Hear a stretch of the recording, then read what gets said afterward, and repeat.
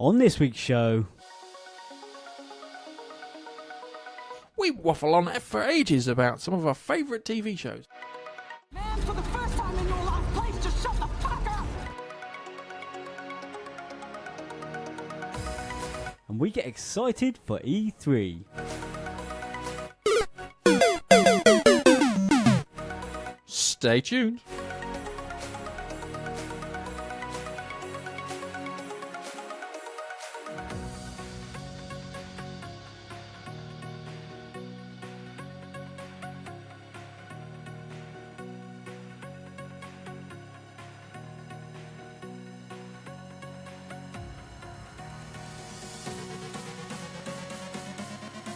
Hello, ladies and gentlemen, boys and girls, gamers and geeks alike. It's this week's Monkey Nap Punch podcast.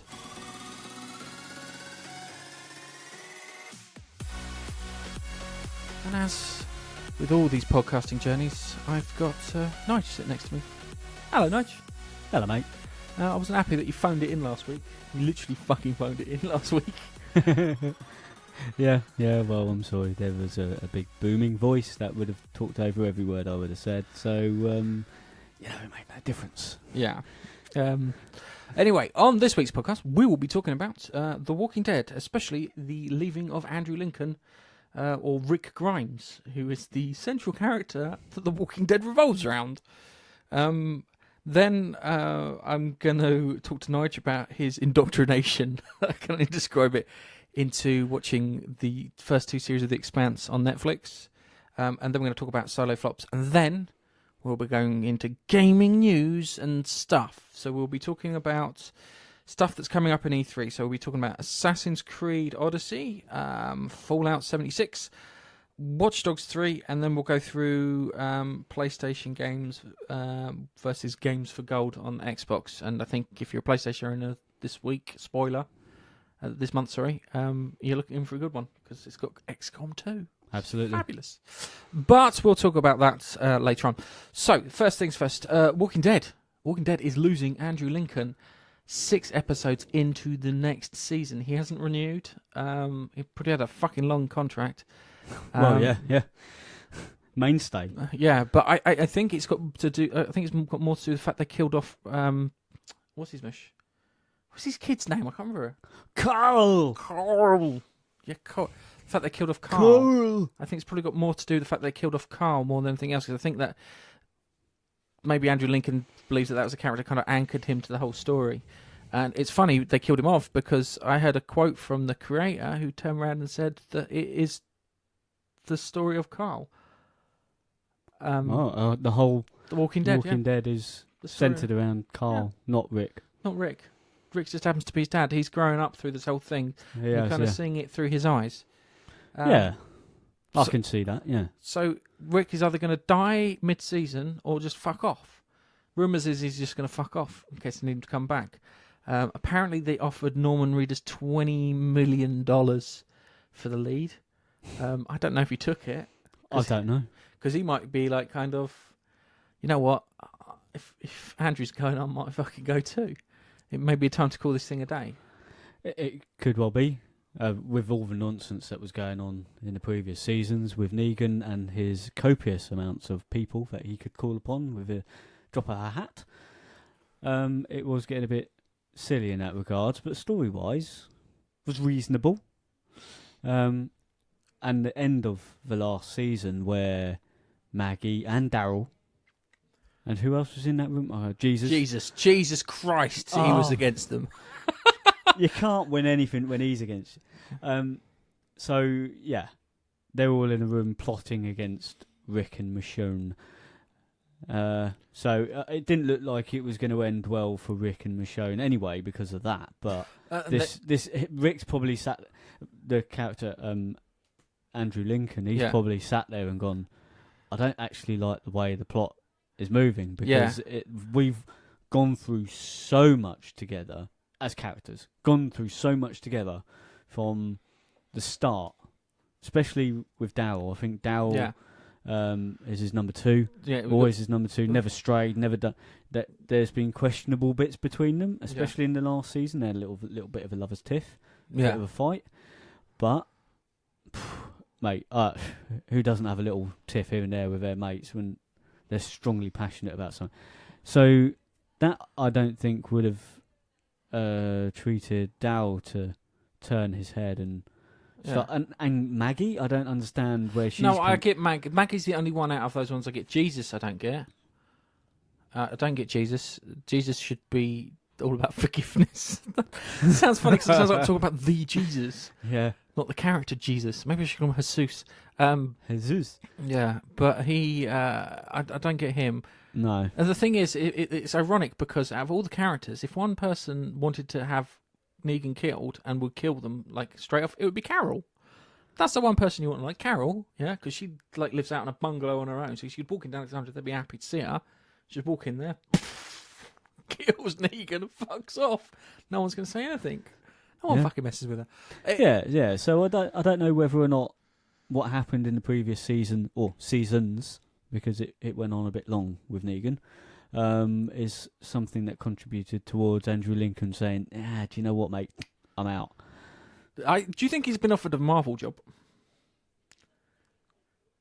Seriously, he could be offered a Marvel job. We'd be happy to see him in a Marvel role. What do you think he could play? I don't know Marvel too well. Not like you. I can't think of anyone off the top of my head.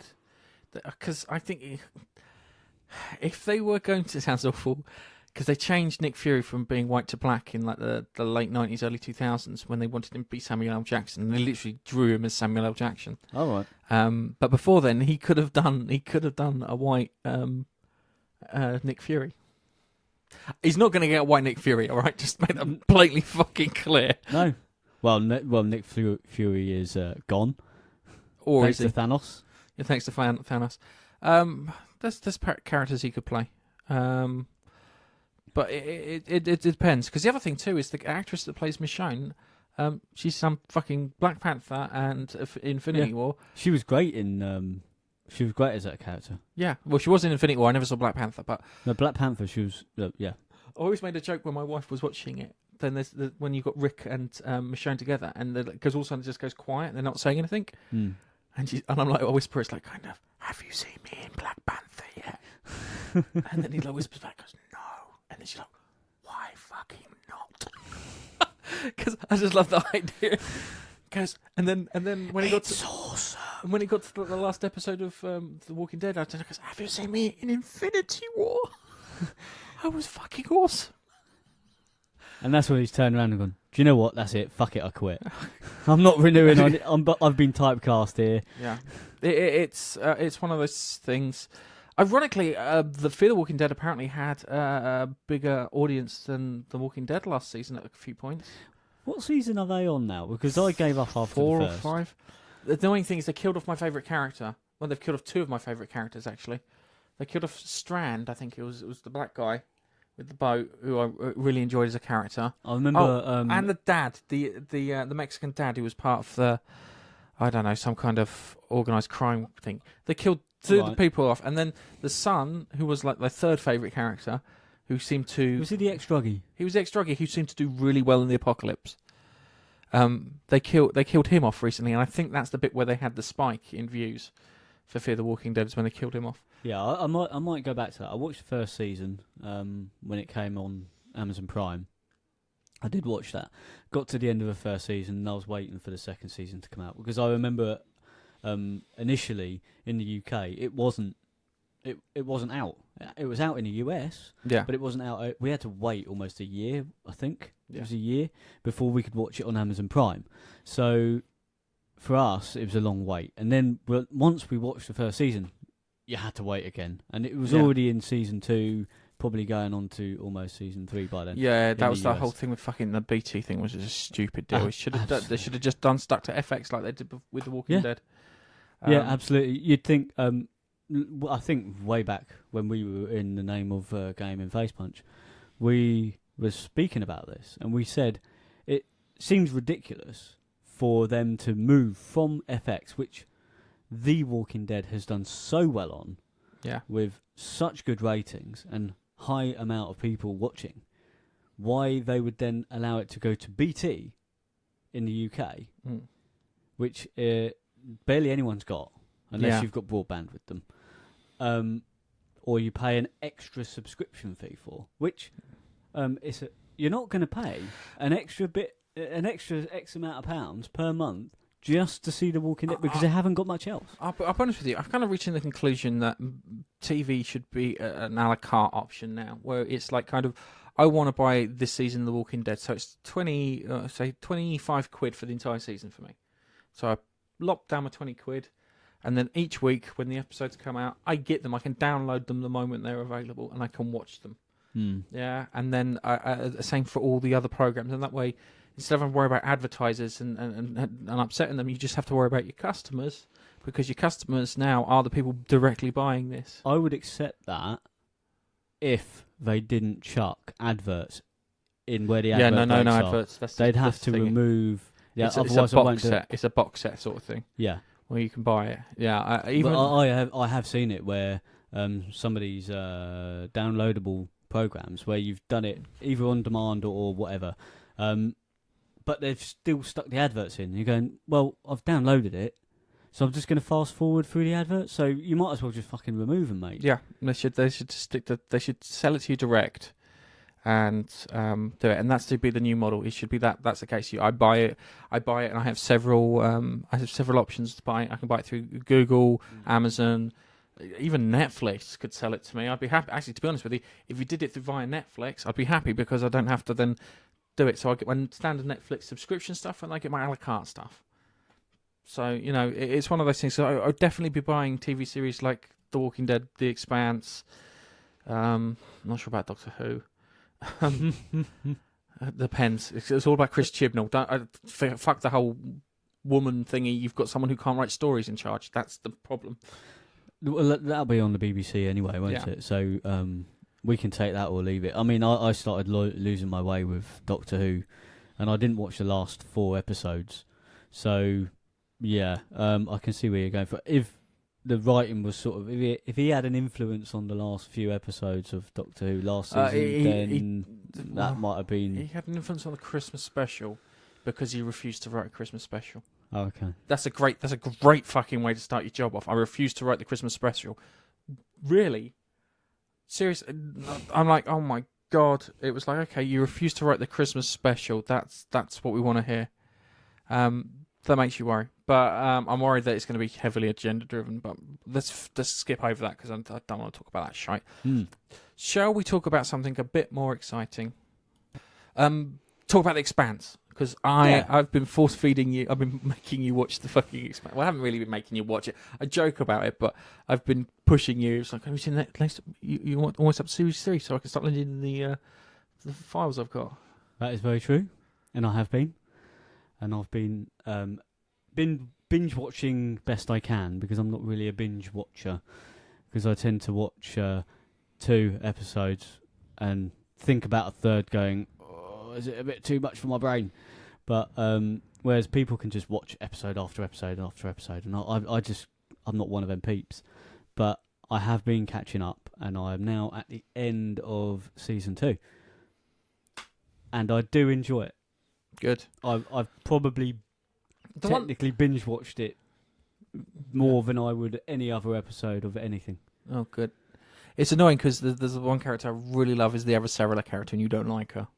And I'm like, oh, no. She's great. That's annoying. The character's great. Yeah. What she does is great. Yeah. It's her voice that pisses me off. Really? I can't stand that 50 fag smoked a day gravelly voice who sounds like they've also been drinking 10 gallons of whiskey per hour. I can't stand, and I know her English isn't her first language, and she does sound like she's forcing words out. But the character is great. What she does is great. Hang on a second. But it's just her, the way she speaks. Okay, all right. It just gets on my... If I had tits, it would get on them. What was it? Right, okay, because your second series, so you had there's a bit where there's an inquisition where they're asking Bobby about what happened on Ganymede. Yeah. And she says, oh, can I speak to her freely? To the Martian guy. Well, yeah, you can talk to her freely. And it's like, kind of, so he starts asking questions. And he turns around. he turns around to Avasarala and goes, "Where are you going with this?" He's takes her for a goddamn lie. And Yeah. she has the cuntiest smile on her face to Yeah, say, she does. she's saying one thing, but her face is saying, "Fuck you." Yeah, Fuck you. I like that. I did laugh. That made She's me like, wherever I goddamn like. Yeah. And she did it with a smile and everything, and that was just really. It was one of those moments where it's like, that's great. I really enjoyed. I enjoyed that. Something Yeah, chronic. I knew where she was going with that, and they knew where she was going with that. She was trying to establish. Yeah, she's trying to find out what the fuck went on because she doesn't believe the story that they've been fed. No, and she shouldn't, because the second that Bobby took the pill to make her mind sharper, the Martian pill to make her mind sharper and recall what actually happened on the surface of the of Ganymede, she then went, "Oh my god, there was somebody out there without a vac suit." Yeah. And then she realized, "Oh, there was a drone. Don't worry about a drone." Yeah. That's. As soon as somebody goes, "Don't worry about a drone," you're like, No, I need to be worried about the drone. "So I need to be worried about the drone then." Yeah. So it was. See, the other thing too. So you said that you really didn't like her when she started off, and I think I was the same when she started off because she was very, very pro Mars. She was so pro Mars, so brainwashed as it were. She'd been brainwashed as a kid, growing up in Mars, to dislike everything Earth. Yeah. And she took that mental attitude into the military and became a Marine. And she tried instilling that same attitude into her team. Yeah, but they had that attitude. And they had that attitude too anyway, so she didn't need to do too much in regards to that. There was one bloke in her team who was born on Earth, but his parents emigrated to Mars for a better life or whatever. Yeah. And then he became a Marine, and obviously he gets shit because he's an Earther. Yeah. So he gets shit, and he got into a bit of a scuffle with his team. All forgiven, do you know whatever. what comments I like is the fact that your bones are all wrong. It's like, no, they're fucking not. They can break yours with ease. Yeah. I love that. It's like, your bones are wrong. It's like, no, I grew up in a gravity well, a proper gravity well with a one full fucking G. Yeah. Not you with your 0.6 or whatever it is, or 0.4. You know, I love that's. And that's something they touch on quite a bit when they're going to Earth. Yeah. As a was it dignitary? No. Diplomatic mission. The mission. And they go there and they're saying, right, first you need to take this pill. Yeah.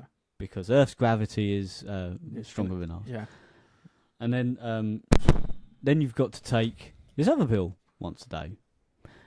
And then you got to take this pill. Don't forget this one, etc., etc. Yeah. And this is to Bobby, the leader who survived the attack. I like the fact that they've got, and when they all walked off, they're all wearing sunglasses because they're not used to the sun being as bright as because Mars is further away from the sun than Earth, as you should know. Yeah. And so that made sense. And obviously, when they start walking out, one of them, she's ditched the glasses. Bobby's ditched the glasses. She goes, "Do you know what? Fuck this. I'm not going to show them I'm scared or whatever. I'm not. I'm no typical Martian, whatever." That's what going through her head. And she stepped off. And immediately, one of the people falls onto his knees and pukes. Yeah. And then there was a reference to that. What's her face? The one I don't like. Naomi. No. Oh, I like Naomi. Oh, Avasarala. Avasarala. Her spy bloke that she's coerced into working for her. Yeah. Because he's not doing it freely. Yeah, I know that.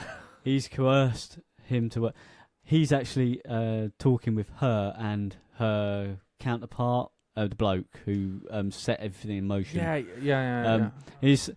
They're talking something serious, and this spy bloke goes, "Well, if you want to brighten up your day, I've got a good footage of a Martian coming off and immediately puking everywhere." And they just look at him and he goes, "Oh, maybe for later then." There's little touches where they refer to stuff like that. Yeah. It's brilliant. It's the other one that got me was one that I missed was there's a bit where in the beginning of the second series where Fred Johnson's on Tycho and he's talking to the factions of the OPA, because the OPA are like tribes; they're not properly connected. Yeah, And you've got different factions. Yeah, so you got like the Inaros group, the Doors group, the Black Sky group, and there's a bit where Avasarala gets her transport blown up. Yeah, she wanders out. I think if you remember it, she goes to wander out, and she's trying to listen on comms. Oh, she's about to. Yeah. Yeah. She gets a phone call or whatever, and she stops, and the thing turns around and blows up. And blows up. And the great thing about that is when they're on Tycho Station, the Black Sky people are freely fucking announcing it. Yeah, they're sitting there, oh, we attacked Earth and blah, blah, blah, we almost got that bitch Avasarala. And that's the guy who Fred Johnson then throws out the fucking door. Ah. And it's just these little bits, they tie in really well. Even the bits where you're not paying attention, they are tying in really well. So it's... I love all the little touches. The bit where... Because there's a bit in the book where Bobby goes out and she just has a wander into the streets legitimately, rather than busting open a window and falling down some things. Yeah, So she goes off and she goes for she stops at a cafe and she has a general chat with people and stuff. And that's when she starts realising they're not monsters. No. They're not monsters. First things first, she realised was when she gets out, she has there's a monologue inside her head, is the fact that we train at 1G and we're trained to beat Earth, but if we got down here and we went for a fight, we would fucking lose. We would lose. We couldn't cope with the gravity. We couldn't cope with the numbers. We haven't got enough bullets to kill everyone. And there's no way it would work. And that kind of she starts tapering herself, kind of adjusting herself to her environment rather than trying to get her environment to adjust to her. And that's great because you see her learning. Yeah, and you saw there was a switch flicked in her head during the Inquisition in the thing. When afterwards the bloke, I don't know, he knows her father. Oh, I can't remember his name. He looks like a creepy guy. Yeah, fucking knob end. And he confines her to the quarters by saying, "You said something wrong. You didn't do what you were meant to do, etc., etc. So you're not allowed to." All she'd done is said, "I'd like to see the ocean before we leave. Yeah, I just want to see the ocean." He's like, "No. You're not doing that. You're staying in your quarters, blah, blah, blah." I love the fact that she goes, "No, fuck that," and then she starts peeling away the bits on the window to get out. Yeah. And then I think she loses her bearing a little bit, doesn't she, Yeah. when she gets out? So she's not used to the gravity and whatnot still. Yeah. She falls all the way down to the floor, gets up and fucking legs it. Yeah. And that's when Avasarala finds her through Spy Matey. Yeah. And has a little quick word in her ear. She shows him. They show her the design documents for the hybrids. Yeah. Yeah. Yeah. She said this isn't an Earth design, and then she gets taken back to the thing, gets told that she's no longer a Marine, which was her life. Yeah. And that's probably flicked the switch by Matey Boy, and she's sitting there, asks to see him, goes to his office, interrogates him. Yeah. He's giving her shit, so she knocks him the fuck out. See, that's the other thing I like about the Expanse. If you watch Bobby fight, she fights like a woman fighting a man, because there was a Marine that came in and she smashed his head into the wall because there's no way she could have punched him and knocked him out. No. And it leaves a lovely blood stain against the wall when she does it. And it's just having those little attention to details that kind of make me really grateful for it, because she's like tough, but she doesn't. It's not like stupid tough, No, as in plot armor tough. She's genuine, and that always put a kind of a big grin on her face. The other bit was she's like, Avasarala and Courtier talked to her on the beach, saying, "Look, if you can help us, you can tell us what anything, so we can avoid going to war, because we don't want to go to war." Yeah. And then she fucking legs it from the fucking Martian embassy across to the UN embassy. Yeah. And they've got a great shot from above where you can see the Martians all chasing her. And she runs like, I want asylum, don't shoot me. yeah. And then she sees Avasarala, because I said I want you to help. I didn't want to say cause a diplomatic fucking incident. Yeah. She's got the tablet with all the data and stuff on it. Yeah, she nicked it from the black after she after she almost, well, I don't know if she killed him. She might have done. No, she didn't kill him. Or just knocked him out along with the guard outside. Yeah. But yeah, that was good. And I want to switch quickly to Amos and Holden. I love Amos. Amos is a great character. Amos, he's so simple. He's just so straight. So the thing down the line. You don't. There's no if or buts with him. But he does mention. He does go against Naomi's orders at one point. Yeah. About doing something, and she something. She then stabs him with some tranquilizer or something, and because he's trying to stop her from doing so. Oh yeah, the refugees are trying to get off Ganymede, and he's saying, "I don't think you should open that door. Yeah. It's going to be a stampede, etc." Yeah. She's like, "No, I'm doing it." He grabs her arm and he goes, "I don't think you should do that."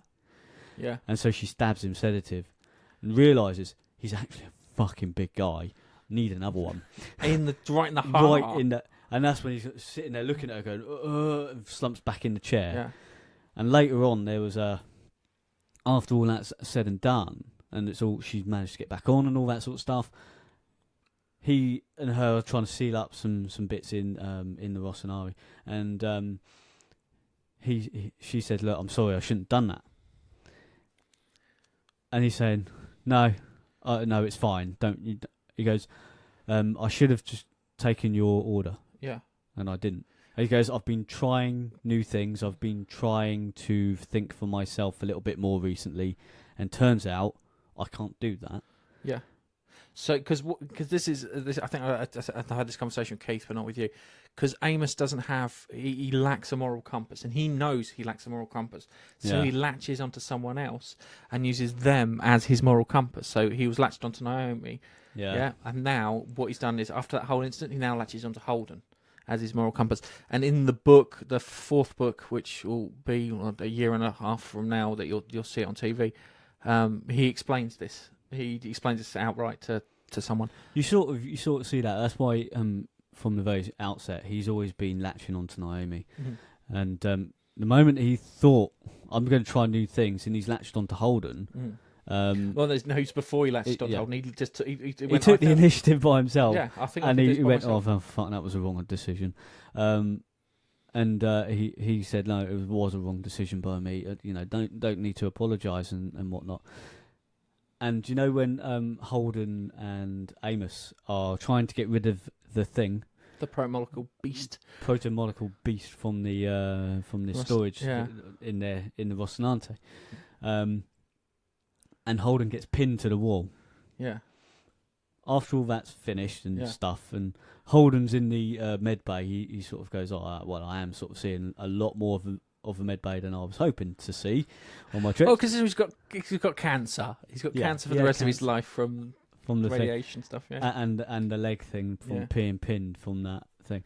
And Amos is full circle now with Amos, because Amos then sort of taps him on the shoulder and goes, "I'm pleased he didn't kill you." And he goes, "So am I." Oh, well, and then he slaps him on the leg where he's got a fucking injury. Well, we're supposed to say, "I'm pleased I didn't have to kill you," where he's talking about pressurising the hull and launching it out into space. Basically saying, I'm glad you're not dead. Where if you think back to the first season, when Holden's first looking after that, it was the shuttle back then, when they came off the Cant. Yeah. And Amos was saying to him, "I'd kill you right now, but Naomi doesn't want me to." Yeah.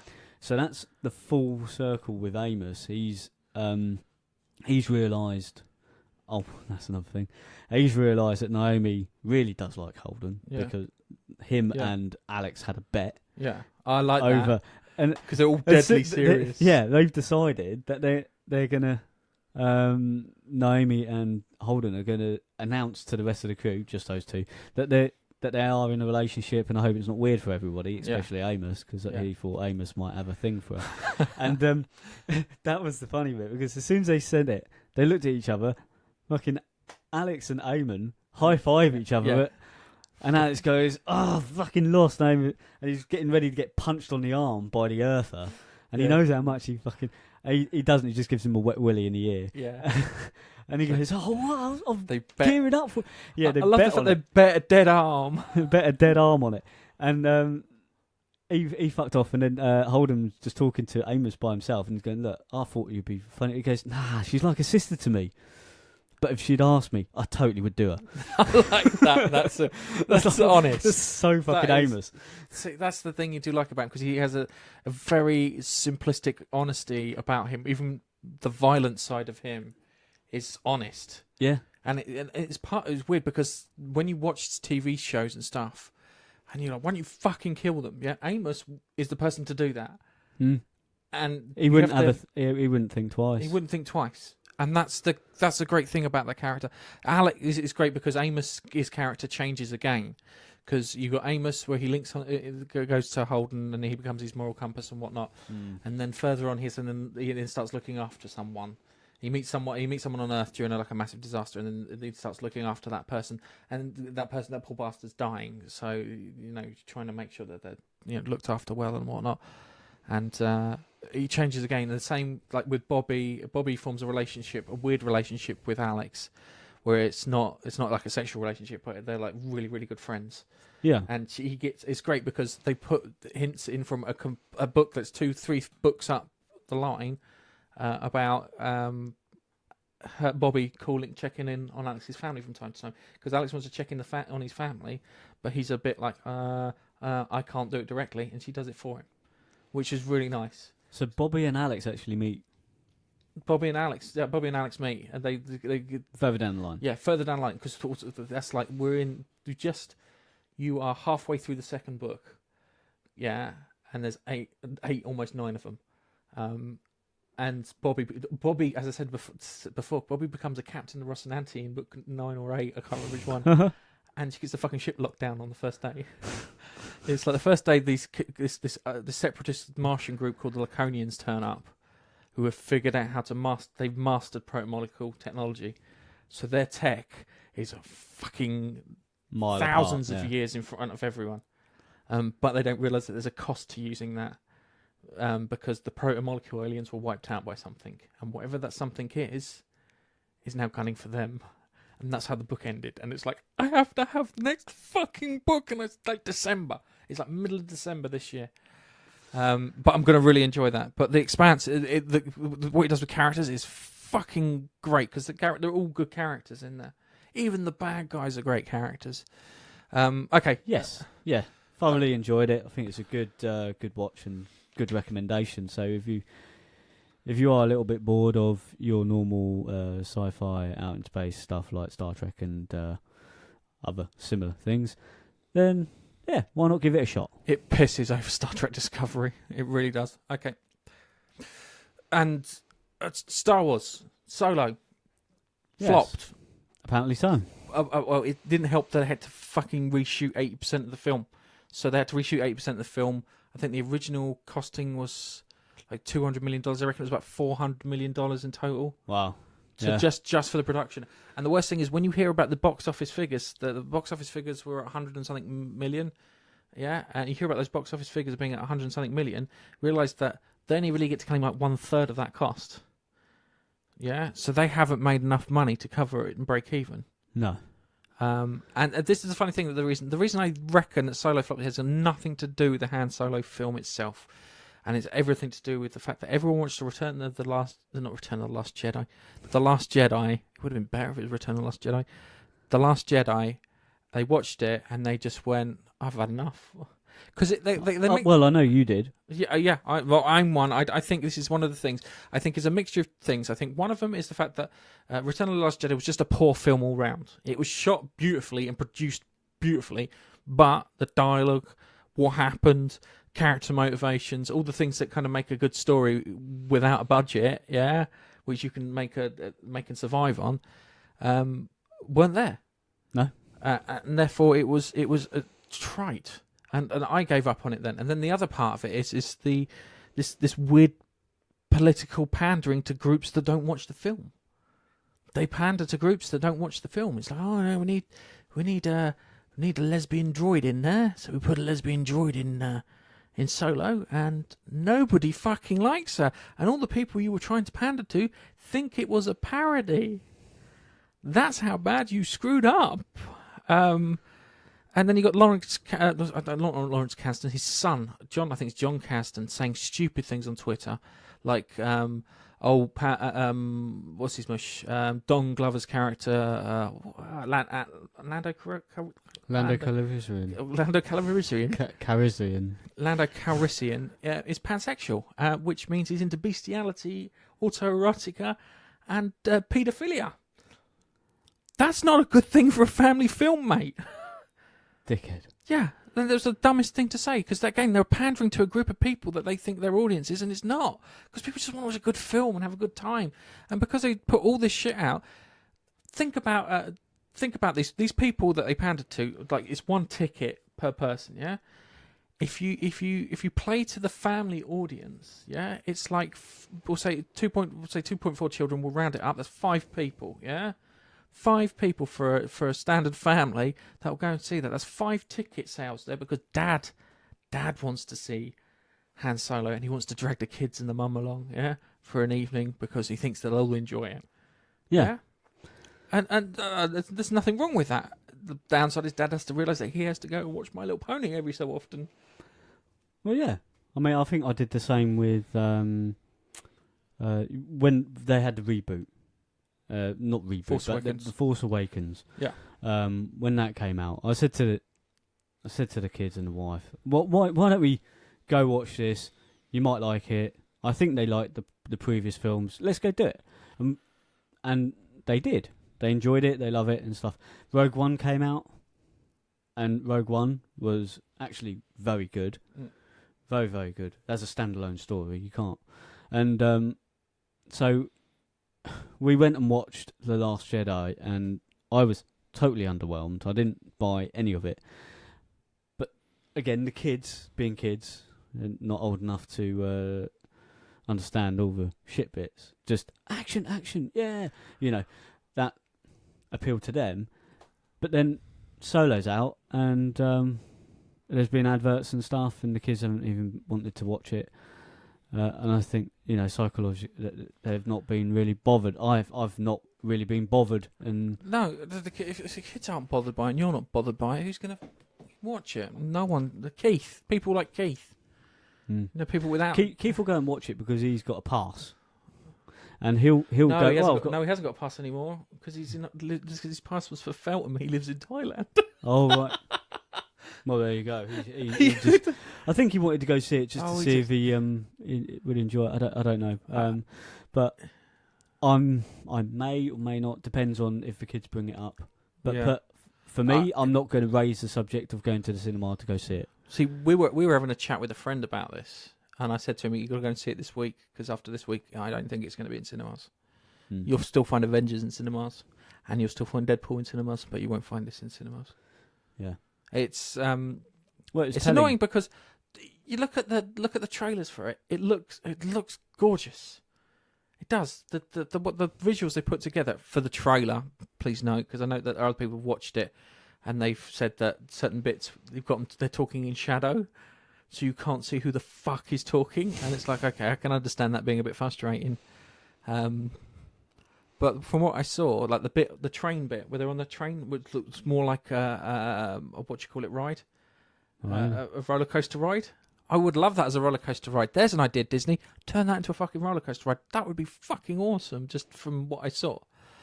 Yeah, and it's they're pandering to people, and they think that the people are there. People, right? It goes like this: people go to watch Star Wars and other and TV shows and stuff to escape the everyday. Yeah, they want to escape, especially with like science fiction and fantasy. So things like Game of Thrones, things like Star Wars, The Expanse, Star Trek, all those things they watch to escape. Yeah, and having heavy-handed messages of politics in there, which we've learned recently don't work. Yeah, need to be removed. And just want to have some fun, guys. Would you kindly fuck off? I think it's quite telling. On the opening, was it the opening weekend when you and your missus went to go out to watch Deadpool? You got to the cinema and you noticed that Deadpool was actually completely sold out. Yeah. And you, out of curiosity, checked Han Solo. Yeah, that was empty. Yeah. And so you turned around, went out and went to get something to eat instead. Yeah. Rather than watch Solo. And it's telling that it came out at the same time as Deadpool. Deadpool, But no, Deadpool was out a week before. yeah, and it's still a massive draw, and still it's full. Yeah. Whereas Solo, nobody was watching it. Yeah. It's because the previous Deadpool was awesome. Yeah. And so the second Deadpool, you would expect to be awesome. It drives the next in line, the next movie. Yeah, so how it's left means you should carry on. I think they were under the delusion that just because it's got Star Wars in it, it'll break 100 million the first week easy, domestically. And no, it's not. And I think that the person in charge who's responsible for that attitude, Kathleen Kennedy, I think there's rumours that she's already gone. They're just trying to figure out how Disney are just trying to figure out how to get rid of her in a PR not so nightmare. Because apparently when they did the PR for The Last Jedi, she was like banned. She was like banned from appearing. So someone had fucked up big time. And it also makes sense because if you fire two directors not even halfway through, we're talking about 10%, 20% towards the end of the project that you're working on. You fucked up. You should know within the first couple of what they call them dailies when they get to watch back the footage that they've recorded. You should know then. So I was just doing a quick check, and so far, the box office is 264.2 million. The budget for the film was 250 mil. But that's not taking into consideration any additional bits. So they're probably in a minus at the moment. Yeah, marketing, double the budget for marketing, yeah, and then take 1/3 of the box office, and that's what the money you've got. Because what they really need to do with the really big films, yeah, is to break even within the first 2 weeks. I think you break even within the first 2 weeks. So Avengers did it, and so did Deadpool. That you break even in a budget in your first 2 weeks, and then after that, everything is then just money. Yeah. Well. Yeah. Okay. E3 around the corner. Really excited. It's coming. I wasn't excited about last year's E3 or the year before that, but for some reason I'm excited about this year's E3. And has that got to do with a certain game? Might have something to do with a certain game. Yeah.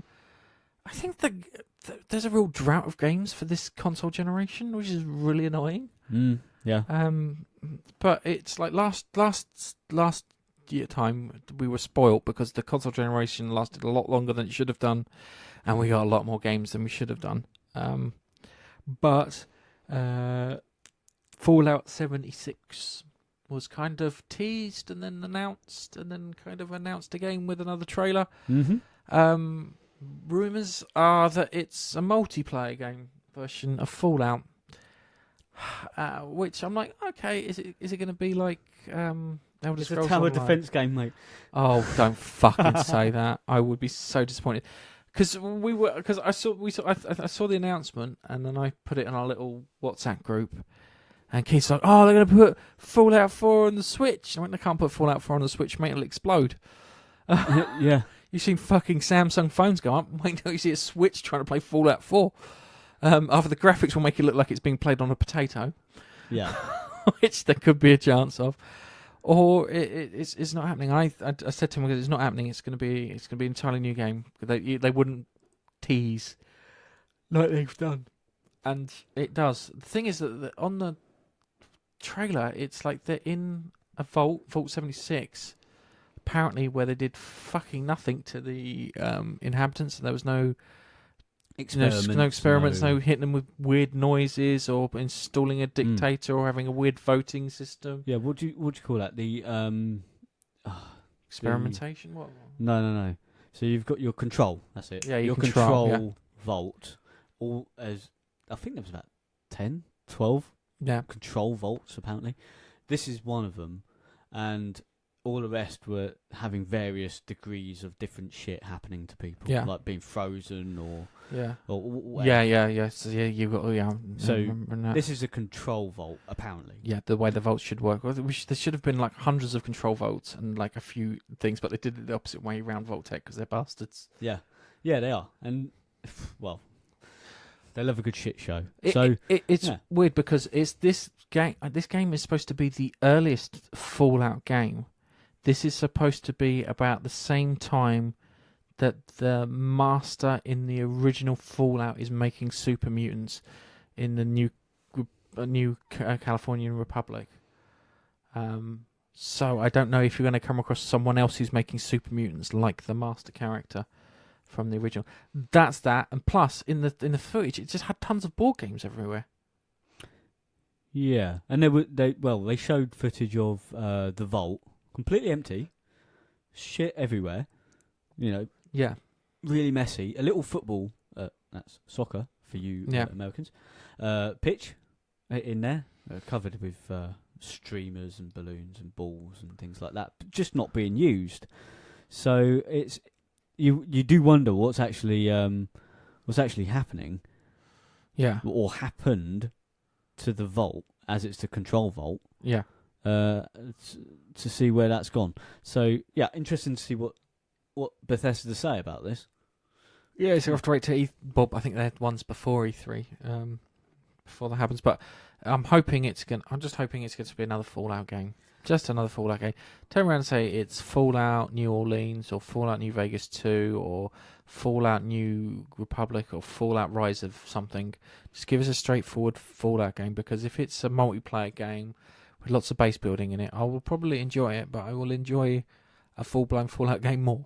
Well, don't forget, Bethesda's the company who came out and says single player isn't dead. Yeah. So, yeah, we can only speculate until next week when they start coming out with what's what. Yeah, another one that kind of snuck out was Assassin's Creed Odyssey, which was revealed via a retailer. I think it was Walmart that leaked out part of some merchandise. Oh, okay. That was being released. So they kind of released that, and then they went, yes, it is Fallout, and then it says Assassin's Creed Odyssey going to be E3 2018. And it looked like in the Assassin's Creed symbol there was a bit of a Greek Spartan helmet. Helmet. Yeah, I know that from the Spartan races that you and my wife do. Yeah. You have to stand around and wait for you to come back. You get a lot of time looking at those helmets. Very funny. We got that guy dressed up at the beginning of the race yelling at everyone as a Spartan. In leather pants and a cape. Yeah, literally in the fucking middle of winter. Do you think he was like kind of, so where's my uniform? They hand him a pair of leather pants and a cape, and he turns around and goes... And a helmet. And they tell him, my stripper. No, you're supposed to motivate people before they go. Getting warmed up, jumping around, doing a few star jumps, and then yell, "This is Sparta," quite a few times. Yeah. So, okay. Yeah. Interested to see where that goes. I have started playing Black Flag, so I enjoy that one more than the other ones that we've seen. Well, believe it or not, Watch Dogs shares a universe with Assassin's Creed. Okay. And apparently they're releasing a Watch Dogs 3, which has been confirmed. So it's been confirmed, and it'll be revealed at E3 2018. I haven't played the second one. The reason I haven't played the second one was come back to The Last Jedi. The previous game was just okay, not great, so I wasn't enthralled by it. I mean, we played the first one. You had the game. I had an app which linked to the game. Yes, we did a great video for that one. You basically do a race. The person in the on the PlayStation or whatever console, you'll control the car, and you have to get from one place to another place. And the person who's got the app logs in using I've forgotten what the hacker thing is called, but you have to make bridges come up and pylons explode and shit like that to stop him and knock him off course and all that sort of stuff. I think that was a good thing in that game. And I did play a little bit of Watch Dogs 2. I tried. There was a demo, which was a good hour and a half demo of the game, and you could do what you like in it. And I tried that, and it was alright. So I bought it, but I haven't got around to playing it, unfortunately. And I would like to. I'll be honest with you. We'll probably have the next 2 podcasts going to be totally fucking E3. Because there'll be so much stuff coming out. We would have heard of stuff by Sunday, and then we would have probably heard stuff after the Sunday, which we would need to cover in the next podcast. Yeah. There's a lot of stuff coming out. Hopefully we'll hear some more games. I put some more emphasis on games because I feel like games companies have died, and we're only left with people like hanging on by the edge. The only ones that I consider games companies are Bethesda and Take-Two. EA. EA's, I don't think they're interested in making games anymore, and I think Activision are just figuring out what to do because Call of Duty's not as popular as it was, and I don't think Black Ops 4 get your fucking Roman numerals right. Yeah, and talking about Call of Duty, I saw a very, very quick. It was about a minute long actually. Trailer. Not of. I don't know who's making it, but it's called World War 3. Yeah. And it looks very Battlefront / Call of Duty. I don't know who's making it though, and it did look interesting. But I don't think it's made by either DICE or Activision.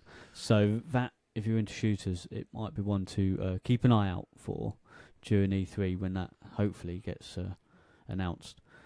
Oh, that was another thing. Battlefield 5 have put a woman on the front of their box. I don't sound rude or anything, but women probably make up, 10% of the armed forces and 2% of the actual fighting divisions.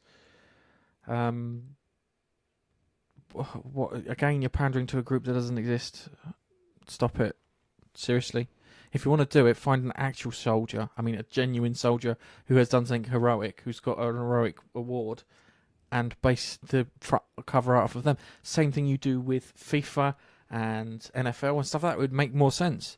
It's like I find it weird because they put a black guy in the front of the First World War one. I mean, black people fought in the First World War. I think probably more fucking Indians fought in the First World War than black people. And they could have put Gurkha on the front of it or something along those lines. If they're trying to be a little bit, accurate, then a Gurkha would have been a good shout because they were fucking beasts on the battlefield. God, yeah, they were scared the shit out of the Japanese. Oh, they did, yeah. Japanese were terrified of them because what the Gurkhas used to do is they used to sneak into camps and kill them and cut their ears off. So they'd wake up and be one guy dead with his ears chopped off. Yeah, which are now decorating a fucking Gurkha necklace because they were fucking badass like that. I love the story of there was Gurkhas versus US Marines in a training exercise, and the US Marines tracked these Gurkhas for about 12 miles, and they're thinking, "Oh, we get them." So they finally track them down. They've stopped for dinner, yeah. So we'll get them now. They stopped for dinner, yeah. So they jump out, yeah. And goes, "You're all dead." To which the Gurkhas turn around, and goes, "No, we're not." But no, you're all dead. No, we're not like that. And everyone goes, "Why not?" He goes, "Pull the fucking triggers on your guns." They'd removed all the fucking firing mechanisms from their guns at the beginning and led them on a wild goose chase away from their mates. Because they wanted to demonstrate that you need to pay fucking special attention all day, all night. I don't know how true that story is. Yeah, who knows, man? But it's a great story. It's like the US coast, the what do you call it? The naval fleet versus the fucking Coast Guard, the Spanish Coast Guard thing, where they're arguing with the Spanish Coast Guard, and the Spanish Coast Guard goes, "I can't move. I'm an island." The guy's telling him to move, and he's like, "You all move." Blah blah blah blah. Goes, "I can't. I'm an island, mate." Let's have a quick look at the PlayStation Plus games and the games for gold, and then we'll wrap up. No, that's the wrong browser. Okay, so we've got PlayStation Plus games. So if you've got PlayStation Plus this month, I think that you're in for a fucking treat. That's of course if you like this sort of game. Yeah. So if you like this game, even not, give it a fucking go. XCOM 2, brilliant squad-based strategy game. I have played it on... I've played it on the Mac, I have played it on the PC, the PS4, and the Xbox One. That's how good a fucking game it is. I have played it a lot. And the only thing that stopped me from doing it is the fact that I completed it on one platform, and it's like, I can't really do it more on this one. Yeah. Oh, I played the first one, and that was the sort of the re-release of the original sort of game, and it was good. It stayed as true as it could to the original game. So if you like the original games and you like XCOM, so yeah, just it's free. You might as well just download it, have a little look, see what you like. And Trials Fusion as well. I think it's probably good for half hour. Yeah, it's a bike game, isn't it? Yeah, and then we got Zombie Driver HD. Tom Clancy. Who the hell is Tom Clancy? Tom Clancy's. Everything's got his name attached to it nowadays. Tom Clancy's bog roll holder. Tom Clancy's iPhone case. Tom Clancy's Future Soldier. And it will sell. And it would sell, got his name. Even though he's been dead for years. He was an honorary beefeater, which is quite nice. Tom Clancy's Ghost Recon Future Soldier. Really old game. Two. You've got Atomic Ninjas, which I imagine you'll be able to play on PS4, and Squares, I imagine you'll be able to play on PS4. Which is good. Games for gold. You got Assassin's Creed Chronicle Russia. I haven't played these weird ones that they've done. I have to see what it's like. Then you got a Smite. You have the Smite Gold bundle. What is that? I think Smite is a. Is it an RTS? No, it's a MOBA. Yeah, MOBA. That's it. Thank you. I couldn't remember what it's called. It's a MOBA, isn't it? So MOBA. The whatever bundle they're giving you is going to be a bunch of stuff for the MOBA plus the game. Because I think Smite's free. Yeah, it's weird because Smite's a free game. I think it's a free-to-play game. I think Smite's a free-to-play game, but it's giving you $100 worth of in-game shit. It's a bundle. Yeah, a gold bundle they're giving you. Yeah. So if you like Smite, you'll get some stuff with it. And they got Sonic All Stars Racing Transformed, which I had on the Vita, and I really liked that. Really liked that. That was at Mario Kart level. Wasn't as better, but was at the level. Well, Mario Kart's not a bad thing to aim for, and that's on your 360. But however, as you know, if you've got an Xbox One, you can play that. Lego Indiana Jones 2. You were going to say Legoland. Legoland. It's on the brain. Yeah. Yeah. Most Lego games are fairly fun, aren't they? They're pretty much the same. They're pretty much the same, yeah. Sorry, I'm just looking for when we got Metal Gear. Because I've got Metal Gear. There wasn't it? Oh. No, because that was Metal Gear on the Xbox. I'm not being nice. Right, so hang on a second. So like, this is just a weird curiosity thing because in May, Phantom Pain came out on the Xbox Games with Gold, yeah, which is good. But I'm sure I got it before on my PS4. I think so.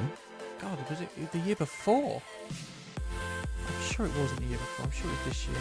Bear with us, please, caller. I can't find the fucking thing. Yeah, I mean, I've got Mankind Divided. That was good. Yeah, it's... Anywho, that's just me dribbling on about some other stuff. So, fucking art now, Nige. Yeah. So the problem with all this fucking recording equipment gets slightly loud, slightly hot. So it's goodbye from me. And it's goodbye from me. And you will hear from us in the next podcast. Goodbye. Bye-bye.